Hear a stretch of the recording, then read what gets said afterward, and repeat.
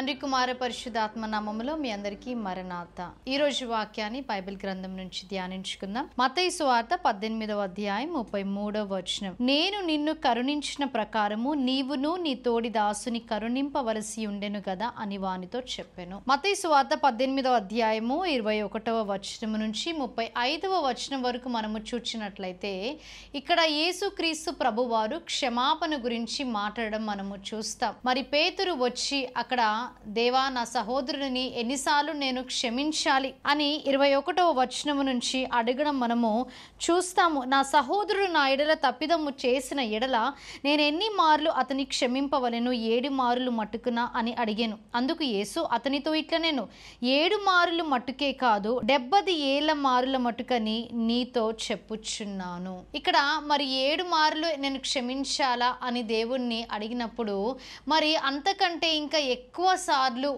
క్షమించాలని దేవుడు చెప్పడం మనం చూస్తాం. అలాగనే అక్కడ దేవుడు ఉపమాన రీతిగా మరి ఒక రాజు గురించి అలాగే అతని దాసుని గురించి చెప్పడం మనము చూస్తాం. ఆ దాసుని ఆయన ఏ రీతిగా మరి ఆయన క్షమించి ఉన్నాడో మనము చూస్తాం. కానీ తిరిగి ఆ దాసుడు మరి ఆయన తోడి దాసులని క్షమించకుండా వారిని ఏ విధముగా శిక్షించి ఉన్నాడో కూడా మరి 35వ వచనం వరకు మనము చూస్తున్నాం. అంటే ఇక్కడ వాక్యం ఏమని తెలియజేస్తుందంటే మనము మన పొరుగు వారిని క్షమించాలి.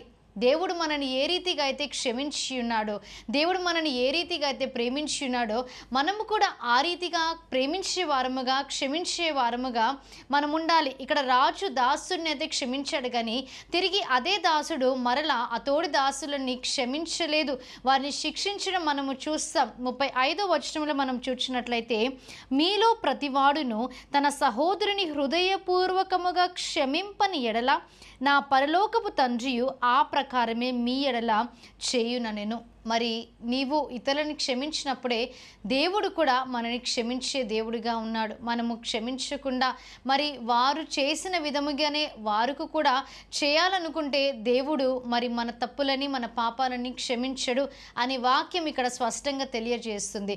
కాబట్టి మరి ఏ తప్పు చేసినప్పటికీ మన ఎదుటివారు మనని ఎంతగా బాధ పెట్టినప్పటికీ మనము దేవుని వైపు చూచి వారిని ప్రేమించే వారుగా అలాగే వారిని క్షమించే వారముగా మనం ఉండాలని ఈరోజు దేవుడు వాక్యం ద్వారా తెలియజేస్తున్నాడు. ఇటు వాక్యాన్ని దేవుడు మీ హృదయంలో భద్రపరిచి దీవించి ఆశీర్వదించునుగాక. ఆమేన్. ప్రార్థన చేసుకుందాం. మహాగణుడా, మహోన్నతుడా, పరిశుద్ధుడా, మీకు స్తుతులు తండ్రి. దేవా, క్షమాపణ గురించి తండ్రి ఉదయకాల సమయమున మీరు మాతో మాట్లాడి ఉన్నారు తండ్రి.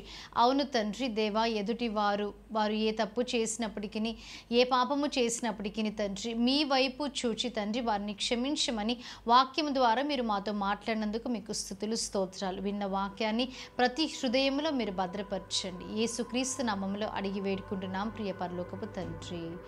ఆమేన్. మరణాత. దేవుడు మిమ్మల్ని అందరినీ దీవించి ఆశీర్వదించును గాక. ఆమేన్.